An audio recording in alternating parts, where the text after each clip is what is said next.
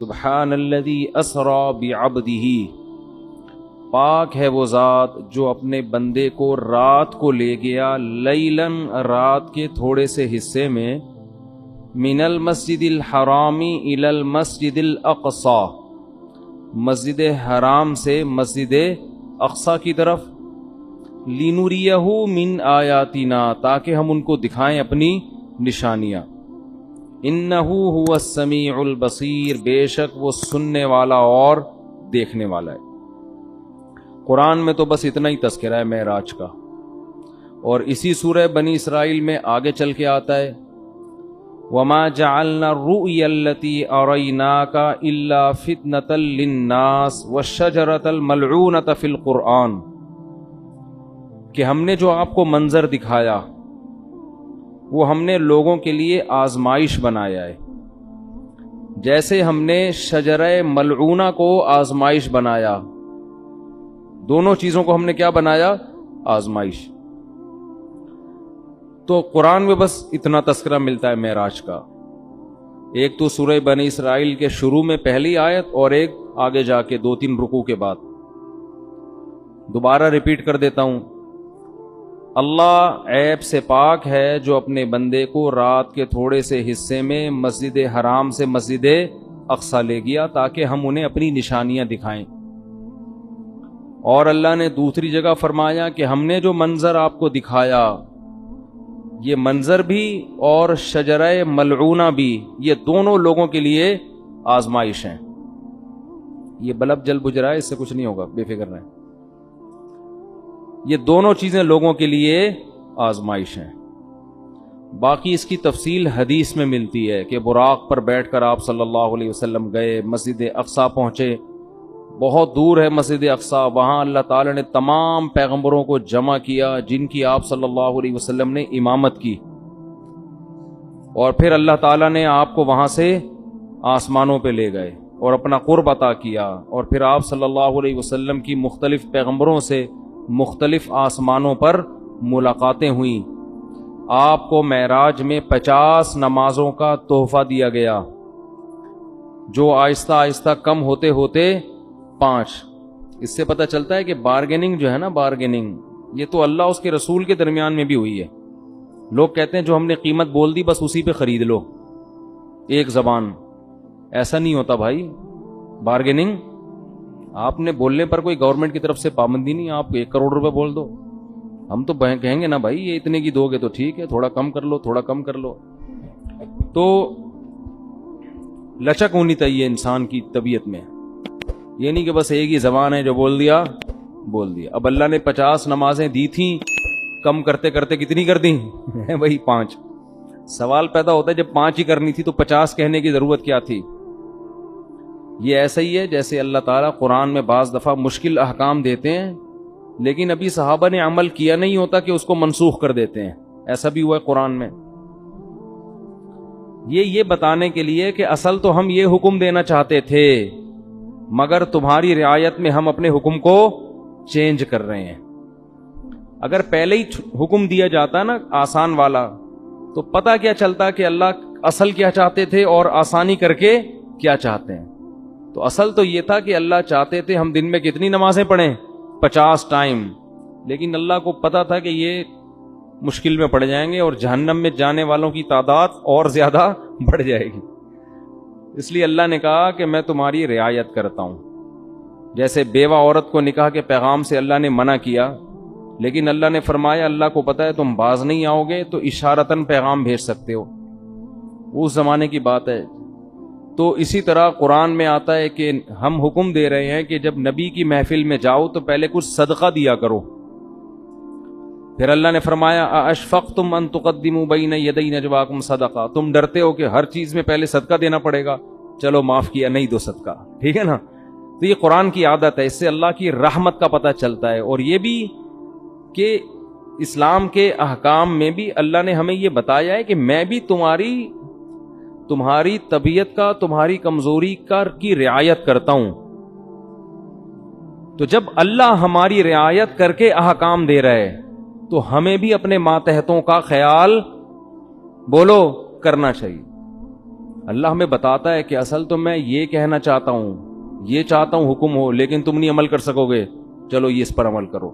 تو جب اللہ انسانوں کی رعایت کرتا ہے تو انسانوں کو بھی چاہیے کہ وہ ایک دوسرے کی رعایت کرا کریں، اتنا بوجھ کسی پہ نہ ڈالیں کہ بس تیر کی طرح سیدھے چلو تم۔ ایسا نہیں ہو سکتا بھائی، انسان ٹیڑھا میڑھا ہے، آڑا ترچھا ہے، اس کو بالکل ہر چیز میں ایکوریٹ کرنے کی کوشش کریں گے نہ، کوئی بھی نہیں ہو سکتا۔ کوئی بھی کا مطلب مسجد کا امام بھی پورا سیدھا، نہ مفتی صاحب پورے سیدھے ہو سکتے ہیں، نہ مسجد کا امام ہو سکتا ہے، نہ کوئی بزرگ پورے ایکوریٹ ہو سکتے ہیں۔ لوگ کہتے ہیں مفتی صاحب نے اس دن بیان میں یہ بول دیا تھا، مفتی صاحب اس دن وہاں انڈا موڑ پہ بیٹھے ہوئے ٹانگ پہ ٹانگ رکھ کے چائے پی رہے تھے، یہ علماء کے بیٹھنے کا طریقہ نہیں ہوتا۔ اس دن مفتی صاحب نے کہہ دیا تھا بھاڑ میں جائے۔ چلتا ہے مارکیٹ میں سب۔ ہاں کچھ لوگ بیٹھے ہیں کیڑے نکالنے کے لیے، کچھ لوگ کیا ان کا کام ہی یہی ہے کہ اس کے کیڑے جمع کر کے ایک شاپر میں لا کے پوری کیڑوں کی دکان کھولی ہوئی ہے انہوں نے، وہ ان کا کام ہی یہی ہے کہ ایک دوسرے کی غلطیوں کو ہائی لائٹ کرنا، اور خود اتنے بڑے بڑے بلینڈر ان لوگوں سے ہوتے ہیں کہ اگر کوئی دوسرا ان کی غلطیاں جمع کرنا شروع کر دے تو الامان والحفیظ۔ تو لچک ہے بھائی، لچک، لوگوں کی رعایت کیا کرو۔ نمازیوں کی رعایت کا حکم ہے مسجد کے امام کو، اتنی لمبی نمازیں نہ شروع کر دو کہ لوگ کھڑے کھڑے تھک جائیں۔ حضرت معاذ تھے، حضرت جابر بن عبداللہ، انہوں نے اتنی لمبی عشاء کی نمازیں پڑھانا شروع کر دی، سورہ بقرہ پڑھتے تھے پوری اس میں نا۔ اب ایک صحابی تھے، وہ کھڑے کھڑے تھک جاتے، وہ ایک دن نماز توڑ کے چلے گئے اور جا کے نبی صلی اللہ علیہ وسلم سے شکایت کی کہ یہ اتنی لمبی عشاء کی نماز پڑھاتے ہیں۔ اچھا جب وہ گئے نماز میں تو ان کو صحابی رسول نے کہا کہ تم منافق ہو گئے ہو۔ تم کیا ہو گئے ہو؟ کیونکہ نماز میں تم کیا کر رہے ہو؟ شارٹ نماز چاہیے، یہ تو منافق کا دل نماز میں نہیں لگتا۔ تو فتویٰ دیا کہ تم کیا ہو گئے ہو؟ منافق۔ انہوں نے جا کے نبی صلی اللہ علیہ، حضرت معاذ بن جبل تھے، انہوں نے جا کے نبی صلی اللہ علیہ وسلم کو بتایا کہ یا رسول اللہ اتنی لمبی نماز پڑھا رہے ہو، اوپر سے مجھے فتویٰ کیا دے رہے ہیں، تم منافق ہو۔ تو آپ صلی اللہ علیہ وسلم نے حضرت معاذ کو بلایا، افتان انت یا معاذ، اتنا غضبناک ہوئے، اے معاذ تم لوگوں کو فتنوں میں ڈال رہے ہو، نماز سے، یعنی تم تو ان کو آزمائش میں ڈال رہے ہو کہ نماز سے ان کے دل میں نماز کی نفرت پیدا کر رہے ہو، اور پھر آپ نے ان سے امامت چھین لی، اور پھر تھوڑے دنوں بعد واپس امامت دے دی ان کو، یعنی تنبیہ کے لیے۔ تو امام کو چاہیے لوگوں کی رعایت کرے، خطیب کو چاہیے بیان میں بھی لوگوں کی رعایت کرے، ان کی مینٹل لیول سے اوپر کی باتیں نہ کرے، ایک دم 4 شادیوں پہ نہ آ جایا کرے، ٹھیک ہے نا؟ پہلے ان کو دوسری شادی سمجھائے، جب 6 مہینے میں یہ سمجھ میں آئے کہ پھر تیسری۔ ہم ڈائریکٹ کیا کرتے ہیں، تو اس پہ لوگ کہتے ہیں یار یہ پتہ نہیں کس قسم کی باتیں کرتا ہے۔ تو جو جنگ میں کمانڈر ہے اس کو چاہیے وہ اپنے فوجیوں کی رعایت کرے، آپ اپنے ماتحتوں کی رعایت کرو۔ بیمار ہیں، ہمارے استاذ نے ایک بڑا اچھا اصول بنایا، ہم جامعۃ الرشید میں تھے، انہوں نے فرمایا کہ کوئی طالب علم اگر آ کے یہ کہتا ہے کہ میری طبیعت خراب ہے، مجھے چھٹی چاہیے، تو چھٹی اس کو فوراً دے دو۔ یہ تحقیق بعد میں ہوتی رہے گی کہ طبیعت واقعتاً خراب بھی ہے یا نہیں ہے۔ وجہ اس کی یہ کہ امکان ہے کہ ٹوپی کر رہا ہو، امکان ہے اس بات کا کہ ہو سکتا ہے جھوٹ بول رہا ہو، لیکن اس کا بھی امکان ہے کہ ہو سکتا ہے سچ بول رہا ہو۔ اب آپ نے بدگمانی کر کے کہ یار لگ تو رانی ہے شکل سے کہ بیمار ہے، چھٹی نہیں دی، اور وہ واقعتاً ہے کیا بیمار ہے، تو کتنی مصیبت میں آئے گا کہ نہیں آئے گا؟ تو وہ ہوتی رہے گی تحقیق، لیکن فوراً اس کو رخصت ملنی چاہیے، کیونکہ اس کا خطرہ ہے کہ واقعتاً سچ کہہ رہا ہو۔ تو یہ بہت اہم پوائنٹ کی باتیں ہوتی ہیں، ہم لوگ ان چیزوں کا گھروں میں خیال نہیں کرتے، اپنے ماتحتوں کے ساتھ، ملازمین کے ساتھ، ہر ایک کے ساتھ جو ہے نا یہ خیال کرنا چاہیے کہ اس کی حیثیت سے زیادہ اس کے اوپر بوجھ نہ ڈالا جائے۔ خیر، اللہ تعالیٰ نے اپنے حبیب صلی اللہ علیہ وسلم کو رات میں بلایا، تو میں یہ عرض کر رہا تھا کہ حدیث میں تفصیل بہت زیادہ ملتی ہے کہ آپ آسمانوں پر گئے، یوسف علیہ السلام سے ملاقات ہوئی، موسیٰ علیہ السلام سے ملاقات ہوئی، عیسیٰ علیہ السلام سے ملاقات ہوئی، ابراہیم علیہ السلام سے، اور پھر اللہ نے آپ صلی اللہ علیہ وسلم کو نمازوں کا تحفہ عطا فرمایا. تو یہ بہت احادیث میں اس کی تفصیل ملتی ہے، اور یہ سارے کام رات کے تھوڑے سے حصے میں ہوئے. پہلے تو میں اس بات کے تھوڑے سے دلائل دوں گا کہ یہ خواب نہیں تھا، یہ جاگتی حالت میں آپ کے جسم اطہر کے ساتھ ایک معجزہ تھا. غامدی صاحب کہتے ہیں یہ کیا تھا؟ خواب تھا.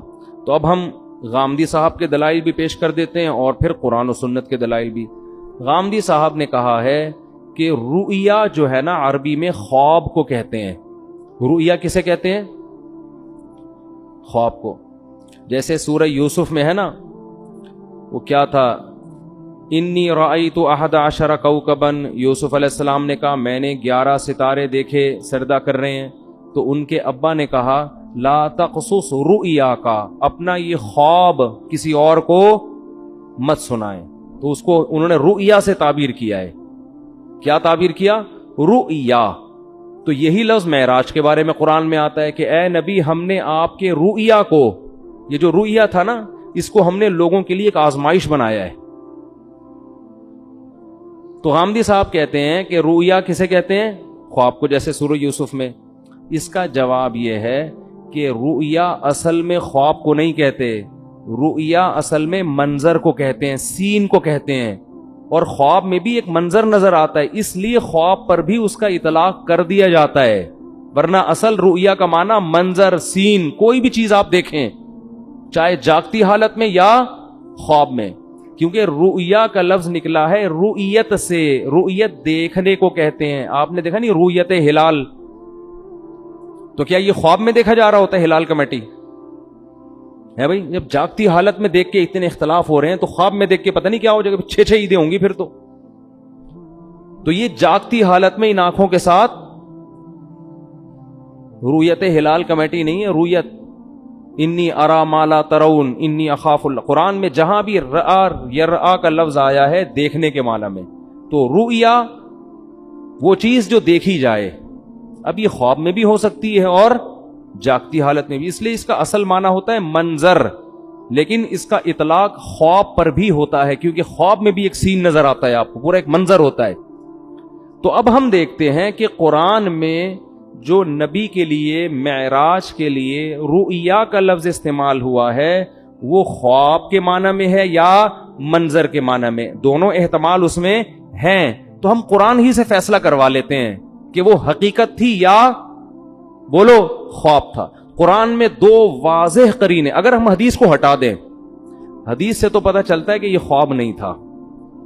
حدیث سے تو صاف کہ براق پہ بیٹھ کے آپ جا رہے ہیں، خواب میں ان تکلفات کی کیا ضرورت ہے؟ خواب میں آپ امریکہ جاؤ ایسے ہی پہنچ جاتے ہو بغیر جہاز کے بھی. یہ جو پورا براق آ رہا ہے، جبریل آ رہے ہیں، جایا جا رہا ہے، پھر وہاں امامت ہو رہی ہے، حدیث سے تو صاف پتہ چلتا ہے. لیکن ہم قرآن میں بھی دیکھتے ہیں کہ 2 واضح قرینے ہیں جن سے پتہ چلتا ہے کہ یہاں رؤیا خواب کے معنی میں نہیں ہے. سب سے پہلے اس رؤیا کے آگے پیچھے جو آیت ہے وہ خود ہی بتا رہی ہے. فرمایا وما جعلنا الرؤيا التي اريناك الا فتنة للناس والشجرة الملعونة في القرآن، کہ ہم نے اس رؤیا کو بھی اور قرآن میں جو ملعون درخت کا تذکرہ ہوا ہے ان دونوں چیزوں کو لوگوں کے لیے آزمائش بنایا. کیسے؟ ملعون درخت ہے شجرہ زقوم. قرآن میں آتا ہے کہ جہنم میں ایک درخت ہے جس کا پھل بے انتہا کڑوا، بہت کڑوا، جو جہنمیوں کو کھلانے کے لیے دیا جائے گا. اس پر مشرکین مکہ کہتے تھے کہ ایک طرف آپ کہتے ہیں جہنم میں آگ ہے، دوسری طرف کہہ رہے ہیں جہنم میں درخت ہے، درخت آگ میں نہیں اگتے. آئی بات سمجھ میں؟ تو اللہ نے قرآن میں فرمایا کہ اللہ، جس کا حاصل یہ ہے کہ اللہ کو یہ طاقت اور قدرت ہے کہ وہ آگ کے اندر بھی درخت پیدا کر دے. اور وہ کیا ہے اس کے بارے میں قاروہا، وہ پورے آیت مجھے یاد نہیں آ رہی، کہ اس کی جو جڑیں ہیں نا وہ جہنم کی تہ میں ہیں، اس طرح کی آیت ہے. ابے نہیں بھائی بول. خیر، یعنی اس جواب کا حاصل یہ ہے کہ اللہ کو یہ قدرت ہے کہ اللہ اس درخت کو جہنم کے اندر پیدا کر دے اور جہنم کی تہ میں اس کی کیا ہے؟ جڑیں اور شاخیں اوپر ہیں. تو آگ میں اللہ پیدا کر سکتا ہے, اللہ کے لیے کوئی مشکل نہیں ہے.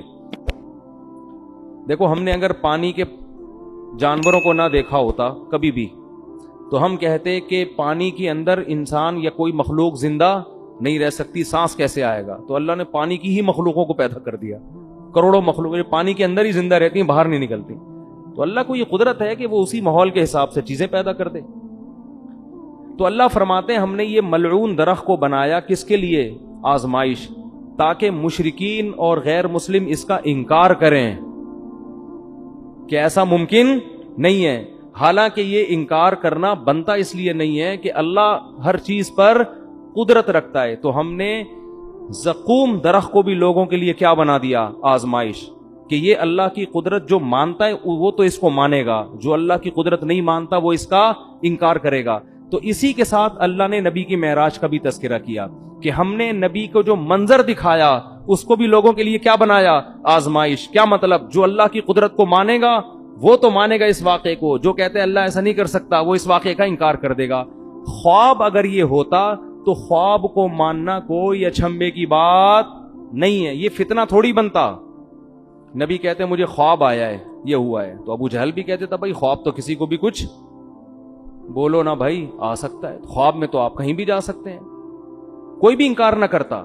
لیکن جیسے وہ کہہ رہے تھے عقلاً یہ ممکن نہیں ہے کہ جہنم میں درخت پیدا ہو جائے, ایسے ہی عقلاً یہ ممکن نہیں ہے کہ کوئی انسان زندہ اپنے جسم کے ساتھ رات کے تھوڑے سے حصے میں مسجد حرام سے مسجد اقصی اور آسمانوں کی سیر کر کے آ جائے. اٹ isn't possible, یہ عقلاً ممکن نہیں ہے. تو اللہ کہتے ہیں دونوں چیزیں تمہارے لیے آزمائش ہیں. خدا کی قدرت کو مانو گے تو دونوں پہ یقین کرو گے, نہیں مانو گے تو دونوں کا انکار کرو گے. تو یہ بہت بڑی دلیل ہے کہ یہاں رؤیا سے مراد معراج میں حقیقت ہے جسم کے ساتھ, خواب اس سے مراد نہیں ہے, ورنہ یہ آزمائش نہ ہوتا. دوسرا قرآن میں واضح اشارہ کیا, وہ تو صراحت ہے. سورہ بنی اسرائیل شروع ہو رہی ہے سبحان الذی, پاک ہے وہ ذات, اسرا بعبدہ, جو اپنے بندے کو رات کے تھوڑے سے حصے میں لے گیا, من المسجد الحرامی الی المسجد الاقصی, مسجد حرام سے مسجد اقصی.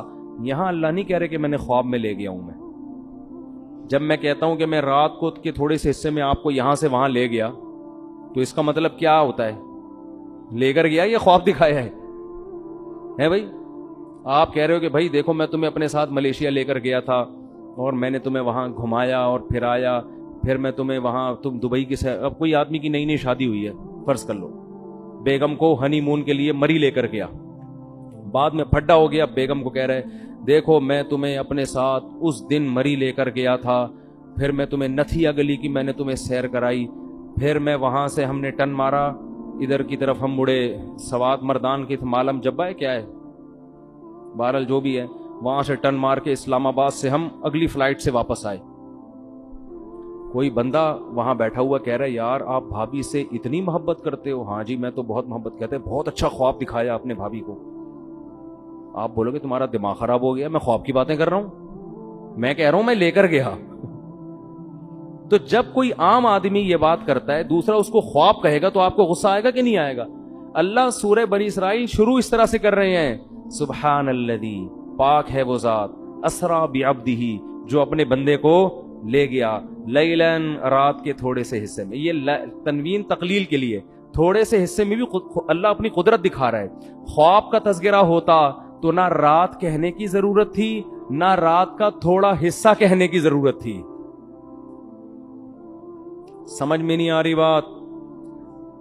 دوسری بات, تیسرا قرینہ, اللہ اس آیت کو شروع کر رہا ہے سبحان الذی, ہر عیب سے پاک ہے وہ ذات. اس میں اللہ اپنی قدرت بتا رہا ہے کہ تمہیں عجیب سا لگے گا کہ رات کے تھوڑے سے حصے میں کوئی بندہ مسجد حرام اور مسجد اقصی سے ہو کے واپس بھی آ جائے. اٹ isn't possible, یہ ممکن نہیں ہے. تو اللہ آیت شروع کر رہا ہے سبحان الذی, اللہ ہر عیب سے پاک ہے, وہ عاجز نہیں ہے کہ کچھ کرنا چاہے تو اس کو اسباب کے تانے بانے جوڑنے پڑے, ٹائم دیکھنا پڑے, بھائی اتنے ٹائم میں تو یہ ممکن نہیں ہے, اس لیے اللہ عیب سے پاک ہے. تو یہ تیسرا قرینہ ہے. خواب ہوتا تو اللہ سبحان اللہ کا ذکر نہ کرتا. عجیب چیز کو دیکھ کے ہم کہتے ہیں نا سبحان اللہ, اچھی کہو کہتے ہیں, وہ کون پنجاب میں جب تقریر ہوتی ہے کہتے ہیں اچھی کہو سبحان اللہ, تو انہوں نے کوئی بڑا ٹیکنیکل پوائنٹ مارا ہوتا ہے. خوابوں کی باتوں پہ کوئی اتنا زیادہ نہیں ہوتا سبحان اللہ, ٹھیک ہے نا. تو اللہ فرما رہے ہیں کہ یہ 3 واضح قرینے قرآن مجید میں, لِنُرِيَهُ مِنْ آیَاتِنَا, تاکہ ہم محمد صلی اللہ علیہ وسلم کو اپنی نشانیاں بتائیں. تبھی تو مشرکین نے انکار کر دیا, یہ نہیں ہو سکتا. اگر خواب کی بات ہوتی تو وہ انکار نہ کرتے. پھر جب انکار کیا تو اللہ فرماتے ہم نے اس واقعے کو آزمائش بنایا. باقی اس میں حکمت کیا تھی, یہ معجزہ اللہ نے کسی اور پیغمبر کو نہیں دیا. ہر پیغمبر کو الگ قسم کے معجزے ملتے ہیں. حضرت عیسیٰ علیہ السلام کو جو معجزے ملے نا, وہ کہا جاتا ہے کہ سب سے زیادہ معجزے اللہ نے حضرت عیسیٰ کو دیے ہیں. مردے کو زندہ, کوڑ کے مریض کو شفا, پیدائشی نابینے کی آنکھیں واپس, مٹی کا پرندہ بنا کے پھونک ماری, پھڑ پھڑ پھڑ کر کے اڑ رہا ہے. یہ بہت ہی عجیب قسم کے معجزے. علماء کہتے ہیں کہ حضرت عیسیٰ کے دور میں علم طب جو تھا نا, میڈیکل سائنس, وہ اس وقت کافی عروج پہ پہنچ چکی تھی. حکمت کا علم, حکیم, بڑی بڑی پیچیدہ بیماریوں کے علاج دریافت ہو گئے تھے. لیکن ساری دنیا کے سارے حکیم کہتے تھے کوڑ کے مریض کا علاج ممکن نہیں ہے. ایسی کوئی دوا نہیں ہے کہ پیدائشی نابینا کی آنکھیں آ جائیں, بعد میں بینائی جائے تو آ سکتی ہے, جو پیدا ہی نابینا ہوا ہو اس کی آنکھیں نہیں آ سکتی. ایسی کوئی دوا نہیں ہے کہ مردے کو کھلاؤ اور اس میں جان آ جائے. نہیں یاری بات سمجھ, جو مر گیا وہ ختم, فینش, اب ٹھیک نہیں ہو سکتا. مٹی کے بنے ہوئے پرندوں میں جان, کوئی چورن چٹنی ایسی نہیں ہے کہ پتلے میں ڈالیں اور وہ اڑنا شروع ہو جائے. نا نا نا. حضرت عیسیٰ کو جو اللہ نے معجزے دیے نا, وہ تمام میڈیکل سائنس کو کیا کر رہے تھے, چیلنج, تاکہ لوگوں کو یقین آ جائے کہ یہ کوئی حکیم نہیں ہے, بلکہ یہ کام اللہ کے سوا کوئی نہیں کر سکتا, یہ اللہ ہی کر رہا ہے ان کے ہاتھ پہ. اگر علم طب نے ترقی نہ کی ہوتی نا, پھر حضرت عیسیٰ کوڑ کے مریض کو ٹھیک کرتے. لوگ کہتے یار لگتا ہے کہ یہ کوئی ماہر, معاذ اللہ کوئی حکیم ہے یہ, جنہوں نے کوڑ کے مریض کو چپکے سے دوا کھلائی ہے اور وہ بندہ کیا ہو گیا, ٹھیک. لیکن علم طب نے اتنی ترقی کر لی تھی کہ میڈیکل سائنس کہتی تھی کہ اسباب کی دنیا میں یہ ممکن, بولو نا, نہیں, یہ نہیں ہو سکتا. تو اللہ نے معجزے اسی حساب سے دیے آپ کو. حضرت موسیٰ کے دور میں جادو کا زور تھا, یہ سانپ بنا دیا, یہ یوں کر دیا, ایسے ایسے کرتب, ٹھیک ہے نا. تو وہ لوگ جادو کو سمجھتے تھے کہ جادو کیا ہوتا ہے. اللہ نے حضرت موسیٰ کو جو معجزے دیے نا, وہ والے معجزے جو جادوگر دکھایا کرتے تھے, اس طرح کے جادو. گریبان میں ہاتھ ڈالا, ہاتھ کیا ہو رہا ہے, سورج کی طرح چمک رہا ہے. یہ جادوگروں کے اس زمانے میں کرتب ہوا کرتے تھے. لاٹھی کو کیا بنا رہے ہیں, سانپ. اللہ نے کہا جادوگر بھی یہ کام کرتا ہے, آپ بھی کرو. لیکن جادوگر جب یہ کرتا ہے تو نظر کا دھوکا ہوتا ہے, آپ جب کرو گے تو سچی مچی کا ہو جائے گا. تو جادوگر خود کہیں گے بھائی اٹ ازنٹ پاسبل, کیونکہ اگر جادو نے ترقی نہ کی ہوتی تو لوگوں کو کیا پتا چلتا کہ یہ جادو ہے یا حقیقت. جو علم ترقی کرتا ہے تو اس کے ماہرین پیدا ہوتے ہیں نا, وہ بتاتے ہیں بھائی یہ ممکن نہیں ہے. اگر عیسیٰ کو موسیٰ والے معجزے دیے جاتے, لاٹھی کو سانپ بنانے والے, تو اس وقت جادو کو کا ان لوگوں کو اتنا نہیں پتا تھا. وہ کہتے یار ہو سکتا ہے یہ جادو, یہ بھی جادو, یہ بھی جادو. لیکن جادو اتنی ترقی کر چکا تھا کہ لوگ جانتے تھے کہ جادوگر تو لاٹھیوں کو سانپ بناتے ہیں, بنتا نہیں ہے, نظر آتا ہے. جب وہ گریبان میں ہاتھ ڈال کے نکالتے ہیں روشن نظر آتا ہے, ہوتا نہیں ہے. ادھر تو بھائی سچی مچی کا ہو رہا ہے بھائی, یہ کھوپڑی میں آنے والی بات نہیں ہے, یہ تو ممکن ہی نہیں ہے. تبھی اللہ نے حضرت موسیٰ کا مقابلہ کس سے کرا دیا, جادوگروں سے. اور ہزاروں جادوگروں نے جب لاٹھیوں کو پھینکا ہے, یخیل الیہ من سحرہم انہا تسعی, قرآن کہتا ہے پبلک کو دیکھنے میں ایسا لگا, حقیقت میں نہیں تھی وہ, دیکھنے میں ایسا لگا, ان کے جادو نے نا آنکھوں کو ایسے پردے ڈال دیے تھے, پبلک کو اور حضرت موسیٰ کو ایسا لگا کہ یہ سانپ ہے جو میری طرف دوڑ رہا ہے. اللہ خود قرآن میں کہتے ہیں یخیل, خیالی دنیا میں تھا, حقیقت میں ایسا نہیں تھا. ادھر موسیٰ علیہ السلام کو اللہ نے کہا آپ لاٹھی زمین پہ ڈالیں. جب حضرت موسیٰ نے ڈالی ہے فَإِذَا هِيَ ثُعْبَانٌ مُبِينٌ, واقعی اژدہا بن گئی. تبھی تو قرآن کہتا ہے کہ جادوگر ایک سیکنڈ بھی نہیں ٹھہرے, فوراً سجدے میں گر گئے. یہ نہیں کہ انہوں نے مشورہ کیا ہو کہ بھائی یہ دیکھو ذرا یہ بھی جادو ہے, ہمارا بھی جادو, تو ایکچولی ذرا ہم غور کرتے ہیں, ایک کانفرنس بلاتے ہیں, ہمارا آپس میں اس میں مذاکرہ ہوگا کہ اس کا لیبارٹری ٹیسٹ کروائیں کہ یہ سانپ واقعی سچی مچی کا ہے یا جھوٹی موٹی کا ہے کیا یہ. قرآن کہہ رہا ہے نا نا نا نا نا, فَأُلْقِي, دو لفظ قرآن میں بلاغت کے, ایک فا اور ایک القیہ. فا کا مطلب فوراً, ادھر لاٹھی سانپ بنی ہے, ادھر جادوگر فوراً. اور قرآن کہہ رہے سجدے میں گرے نہیں, القیہ گرا دیے گئے. گرا دیے گئے کیا مطلب؟ اس کو کہتے ہیں ریفلیکٹ ایکشن. بعض دفعہ سوتے میں استری کے قریب آپ کا ہاتھ آتا ہے اور لاشعوری طور پر پیچھے ہٹ جاتا ہے, ہوتا ہے نا ایسے. یار ایک تو آپ لوگ کو اب سائنس اور ٹیکنالوجی بھی سکھانی پڑے گی. دیکھو دھماکہ ہوتا ہے بعض دفعہ, ہم اچھلتے پہلے ہیں سوچتے بعد میں کہ ہوا کیا ہے. ایسا ہی ہے کہ نہیں ہے؟ اللہ نے ہمارے اندر کچھ لاشعوری ایسی سینس رکھی ہے, وہ ہمیں حادثات میں کام آتی ہے. کیونکہ حادثے جب ہو رہا ہو تو پہلے سوچ کے پھر آپ عمل کرو تو ٹائم بولو نکل چکا ہوتا ہے. بعض دفعہ ٹائم کیا ہو چکا ہو. دیکھو ایک کتا آپ کے پیچھے آ رہا ہے تو آپ سوچتے ہو, پہلے تو یہ سوچتے ہو میرے ہی پیچھے آ رہا ہے, کسی اور کے پیچھے تو نہیں جا رہا. سوچنے کا ٹائم ملتا ہے نا آپ کو, کیونکہ جیسے کتا بھاگ سکتا ہے آپ بھی بھاگ سکتے ہو. آپ سوچتے ہو, پھر آپ غور کرتے ہو نہیں یار یہ میری طرف ہی آ رہا ہے, کتنی اسپیڈ سے آ رہا ہے, اسپیڈ چیک کرتے ہو آپ اس کی. پھر آپ یہ سوچتے ہو کہ اس سے بچنے کا میرے پاس بھاگنے کے علاوہ بھی کوئی راستہ ہے. اگر بھاگنے کے علاوہ راستہ ہے تو مجھے تگڑ تگڑ بھاگنے کی کیا ضرورت ہے. تو آپ کا دماغ کام کرتا ہے, آپ پتھر اٹھا لیتے ہو کہ یار پتھر سے ماروں گا بھاگ جائے گا, تو مجھے بھاگنے کی ٹینشن لینے کی ضرورت نہیں ہے. آپ پتھر اٹھاتے ہو, کتے کو اس طرح کرتے ہو, کتا اگر ڈر کے رک گیا تو آپ کہتے ہو بہت زبردست کام ہو گیا. کتا اگر کتے پنے پہ آیا ہوا ہے وہ پھر بھی نہیں رک رہا, پھر آپ آخری حربے کے طور پر تگڑ تگڑ بھاگنا شروع کرتے ہو اور بالآخر آپ کی جان بچ جاتی ہے. یہ سوچنے کا ٹائم ملتا ہے آپ کو. لیکن کچھ اتفاقی حادثے ایسے ہوتے ہیں کہ ان میں اگر سوچ کے کام کرو گے تو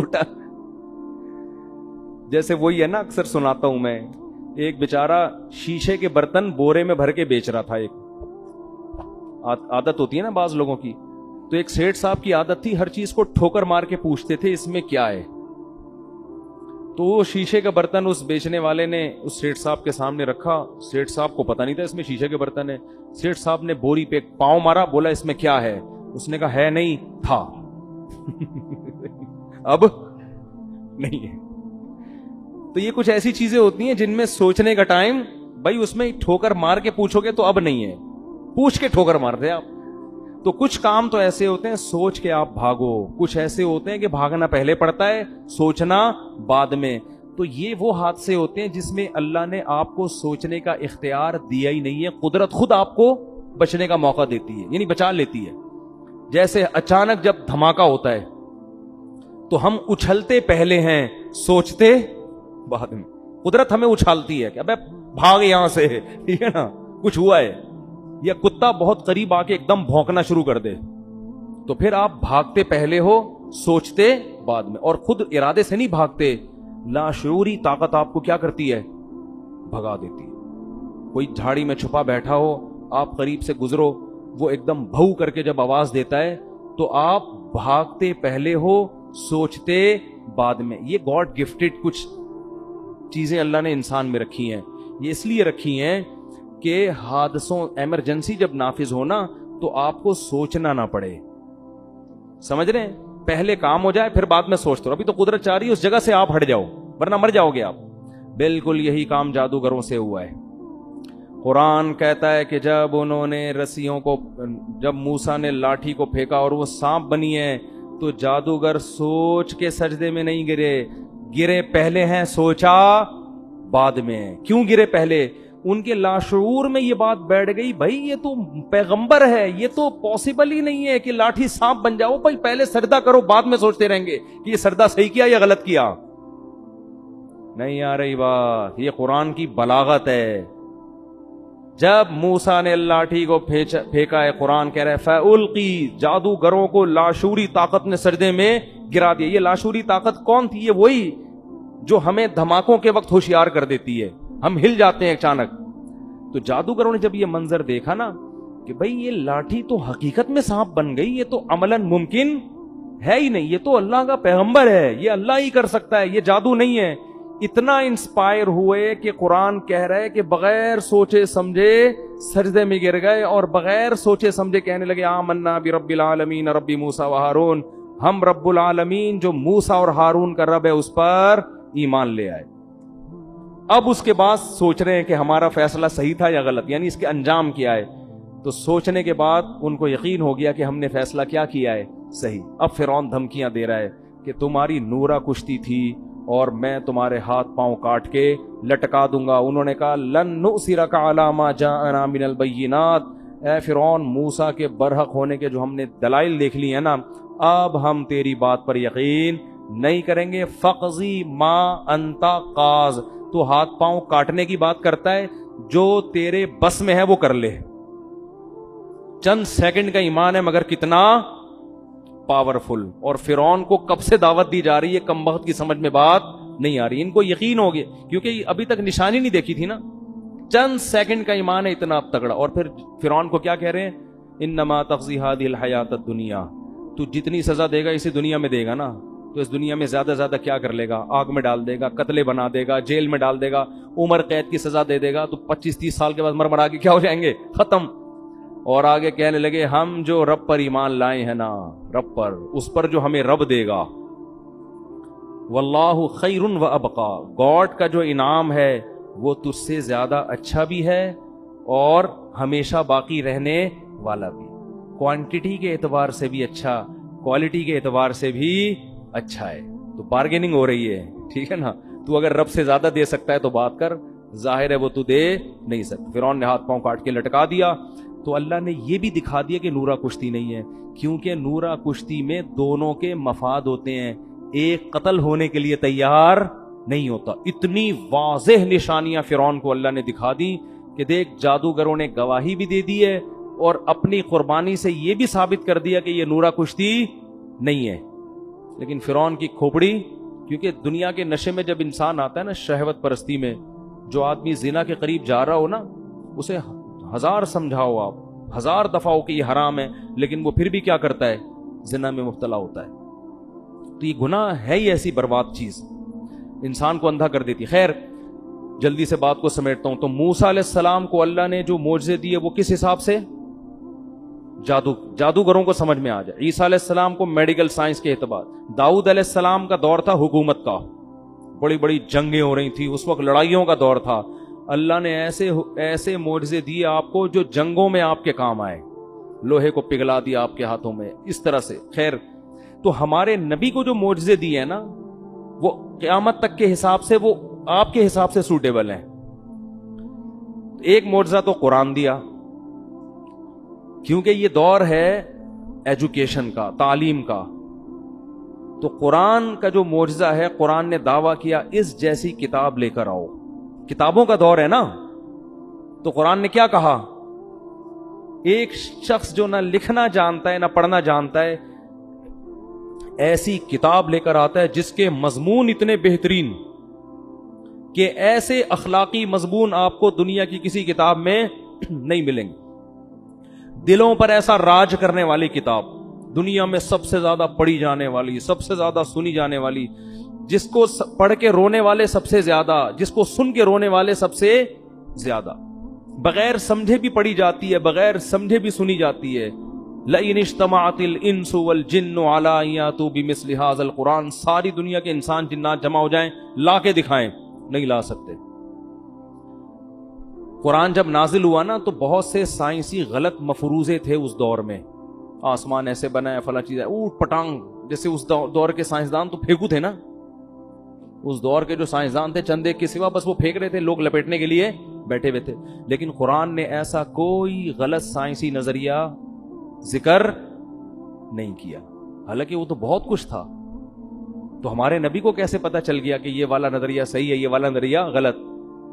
کوئی ایسا نظریہ قرآن نے تذکرہ نہیں کیا. ایسے باطل نظریات سے اب تک کیا ہے؟ پاک ہے. تو یہ بھی معجزہ ہے کہ بھئی ایک دور تھا سائنس ترقی کرے گی، لوگ ان سب چیزوں کو غلط سمجھیں گے، تو قرآن نے ایسی کوئی غلط نظریے کو اپنی کتاب میں جگہ نہیں دی. اچھا تو معراج کیوں نبی کا معجزہ؟ نبی کو یہ کیوں معجزہ دیا گیا؟ یہ اس لیے دیا گیا کہ آپ صلی اللہ علیہ وسلم آخری نبی تو ہیں لیکن سب سے افضل. تو اللہ یہ چاہتے تھے کہ آپ کی افضلیت تمام پیغمبروں کے سامنے ظاہر کر دیں، جسمانی اعتبار سے بھی اور روحانی اعتبار سے بھی. تو جسمانی اعتبار سے تو اللہ آپ کو عرش کے قریب لے کر گئے ہیں بلندیوں پہ. روحانی اعتبار سے نماز سب سے اہم ترین عبادت ہے، تو اللہ نے تمام پیغمبروں کو آپ کا مقتدی بنایا، آپ کو امام بنا کے یہ بتا دیا کہ روحانی اعتبار سے بھی یہ آپ سب پر فضیلت رکھتے ہیں. زبانی بتا دینا کافی نہیں ہوتا، پریکٹیکل کروایا جاتا ہے. جس کے پیچھے انسان نماز پڑھتا ہے اس کا احترام کرتا ہے نا. کیا خیال ہے بھائی ہم ان کے پیچھے کیا پڑھتے ہیں؟ یہ اللہ کے دربار میں حاضری کے وقت ہمارے رہبر ہوتے ہیں. تو اللہ کے ہاں تو سب سے اہم چیز کیا ہے؟ نماز. تو اللہ نے کیا کیا؟ آدم علیہ السلام، موسیٰ علیہ السلام، یوسف علیہ السلام، داؤد علیہ السلام، زکریا علیہ السلام، عیسیٰ علیہ السلام، سارے پیغمبروں کو بولا چلو بیت المقدس میں صفے بنا کے کھڑے ہو جاؤ. سب کو اللہ نے بیت المقدس میں حاضر کیا. ادھر نبی صلی اللہ علیہ وسلم کو براق پہ بٹھا کے بیت المقدس لے جایا گیا اور مصلی آپ کے لیے خالی تھا. تمام پیغمبر انتظار کر رہے ہیں اور آپ صلی اللہ علیہ وسلم نے آ کے ان کو نماز میں ان کی امامت کی. اس میں یہ بھی حکمت کہ آج کے بعد سب سے افضل کون ہے؟ محمد صلی اللہ علیہ وسلم. سب کی موجودگی میں مصلی پہ کون کھڑا ہوگا؟ ابے بولنے میں کیا جا رہا ہے؟ نبی صلی اللہ علیہ وسلم. دوسری بات کہ اب تمام پیغمبروں کی شریعتیں کیا ہو گئی ہیں؟ منسوخ. کیونکہ سب نے نماز اخپل طریقے سے نہیں پڑھی ہے، اپنی اپنی شریعت کے مطابق. کس طرح سے پڑھی ہے؟ ظاہر ہے جیسے امام پڑھتا ہے ویسے ہی مقتدی پڑھتے ہیں نا. یہودیوں کی نماز الگ تھی، عیسائیوں کی الگ تھی، ان سے پہلے آسمانی مذاہب کی نمازیں الگ تھیں. اب جب نبی آ گئے تو نماز کیسے ہوگی؟ جیسے نبی پڑھائیں. کیا مطلب؟ نماز یہ ایک سائن ہے، علامت ہے شریعت کا، کیونکہ سب سے بڑا شعار ہے نا. تو اللہ نے بتا دیا نبی کے دنیا میں آنے کے بعد اب کوئی بھی دنیا میں آئے گا تو ان کے طریقے سے اسلام پہ چلنا ہے، اخپل طریقے سے اسلام پہ چلنے کی اجازت نہیں ہے. اسی وجہ سے جب حضرت عیسیٰ علیہ السلام قرب قیامت میں نازل ہوں گے تو اپنی شریعت کو فالو نہیں کریں گے بلکہ محمد صلی اللہ علیہ وسلم کی شریعت کو فالو کریں گے. جب نازل ہوں گے نا دمشق کی مسجد میں تو امام مہدی مصلی پہ کھڑے ہوں گے نماز پڑھانے کے لیے. تو حضرت عیسیٰ جب آسمانوں سے نیچے اتریں گے تو حضرت مہدی ان کے لیے مصلی خالی کریں گے کہ آپ نماز پڑھائیں.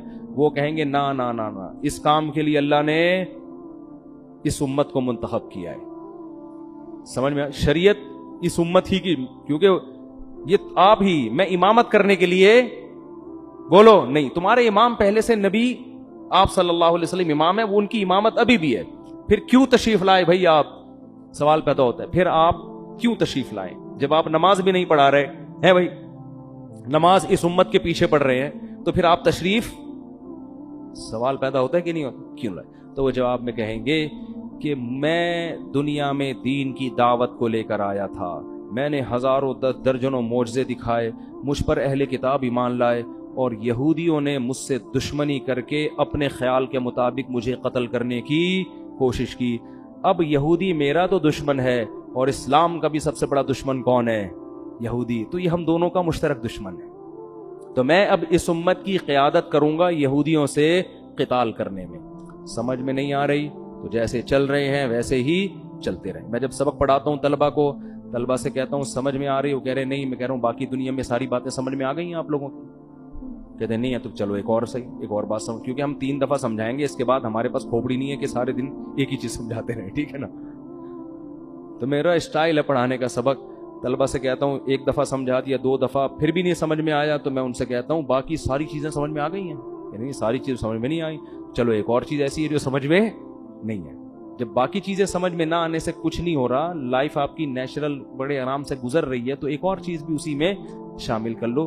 تو خام خام ایک ہی چیز کو سمجھا کے دماغ خراب نہیں کرنا چاہیے. بھی کل کسی نے مضمون بھیجا 4 شادیوں کے خلاف, وہ میں نے پڑھا, اس نے دلائل دیا, میں نے کہا اس کو اپنے پاس رکھ لو. اب ہمارے پاس فالتو کھوپڑی نہیں ہے, ان باتوں کے 100 دفعہ جواب دے چکے ہیں, پھر وہی کھوپڑی وہی گھما رہے وہی. یہ میں نے کہا یہ سمجھنے والے لوگ نہیں ہے. خیر 4 شادیاں پتہ نہیں کہاں سے آ گئیں. جلدی سے بات کو سمیٹ کے ختم کرتا ہوں. تو ایک حکمت کیا تھی؟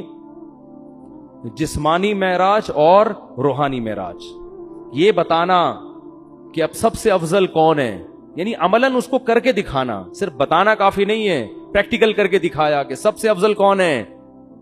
اب دیکھو حضرت موسیٰ علیہ السلام اگر کہیں کہ میں سب سے افضل ہوں, تو پھر ان کے امتی کہیں گے پھر معراج کی رات میں مصلی پہ آپ کیوں نہیں آئے. اگر یوسف علیہ السلام کا میں سب سے افضل ہوں, تو سوال پیدا ہوتا ہے پھر معراج کی رات میں نماز آپ نے کیوں نہیں پڑھائی. تو اللہ نے ایک عمل سے ثابت کر دیا. حدیث میں آتا ہے لو کان موسیٰ حیا لما وسعہ الا اتباعی, اگر موسیٰ کلیم اللہ جو بار بار کوہ طور پہ جایا کرتے تھے, جن کا ذکر اللہ نے قرآن میں سب سے زیادہ کیا, جن کو سرگوشیوں کے لیے اپنے قریب کیا, جن کو پوری کتاب ایک ہی دفعہ میں پکڑا دی گئی, لیکن نبی نے فرمایا ان تمام فضائل کے باوجود اگر موسیٰ زندہ ہوں, اگر اس وقت موسیٰ زندہ ہوتے, لما وسعہ الا اتباعی, تو میری اتباع کیے بغیر ان کی نجات ممکن نہیں تھی. وہ فالو اسلام ہی کو کریں گے. اسی وجہ سے علماء کہتے ہیں حضرت عیسیٰ علیہ السلام آئیں گے نا تو ہمارے ہی شریعت کو فالو کریں گے. تو یہ بھی ایک حکمت تھی معراج میں. اور بہت ساری چیزیں تھیں. اللہ نے آپ کو اپنی آنکھوں سے جنت اور جہنم کے مناظر دکھائے ہیں معراج کی رات. اچھا, ایک حکمت یہ بھی تھی کہ بیت المقدس کی فضیلت پہ مہر ثبت ہو جائے. اگر ہمارے نبی بیت المقدس نہ جاتے تو ہمارے نظر میں قبلہ اول کی زیادہ ویلیو نہ ہوتی. ہم کہتے وہ تو عیسائیوں کا قبلہ تھا, یہودیوں کا قبلہ تھا, پیغمبروں کا قبلہ تھا, ہمارے نبی تو وہاں کبھی گئے بھی نہیں, نماز بھی نہیں پڑھی. تو اللہ نے عملاً آپ کو وہاں لے جا کے نماز پڑھوائی ہے, تاکہ ہم جب جائیں بیت المقدس تو وہاں نماز پڑھ کے ہمیں اطمینان ملے کہ یہ وہ مقدس جگہ ہے جہاں ہمارے حبیب صلی اللہ علیہ وسلم کو بھی نماز عملاً پڑھوائی گئی ہے. اس سے بیت المقدس کی فضیلت اور زیادہ بڑھ گئی. سمجھتے ہو کہ نہیں سمجھتے؟ اور بہت ساری حکمتیں ہیں, وہ پھر علماء بیان کرتے رہتے ہیں. موٹی موٹی حکمتیں یہی ہیں. پھر ایک بڑی حکمت یہ بھی تھی کہ نمازوں کا جو تحفہ اللہ نے اپنے پاس بلا کے دیا ہے, اس سے نماز کی اہمیت. اگر ویسے ہی وہی آ جاتی, بھائی ایک گفٹ ہوتا ہے کہ آپ کسی کو پارسل کر دیتے ہیں, شاپر میں بریانی ڈال کے گھر پہنچا دیا آپ نے, یہ بھی ہے. ایک ہوتا ہے اپنے گھر بلاتے ہیں, بٹھاتے ہیں, عزت کے ساتھ سلاد رائتا پیش کر کے کھلاتے ہیں. تو اللہ تعالیٰ نے نماز میں ایسا نہیں کیا کہ جبریل کو جا کے بول دیا فرض کر کے آ جاؤ, نہ, یہ ایک ایسا تحفہ ہے جو میں اپنے پاس بلا کے آپ کو عطا کروں گا. تو بہت ساری حکمتوں میں نے چند ایک آپ کے سامنے بیان کی ہیں. تو وقت کافی زیادہ ہو گیا ہے, اور کل انشاءاللہ پھر وہ سورہ کہف کا کچھ تذکرہ کریں گے. اللہ تعالیٰ سمجھنے کی, عمل کی توفیق عطا فرمائے.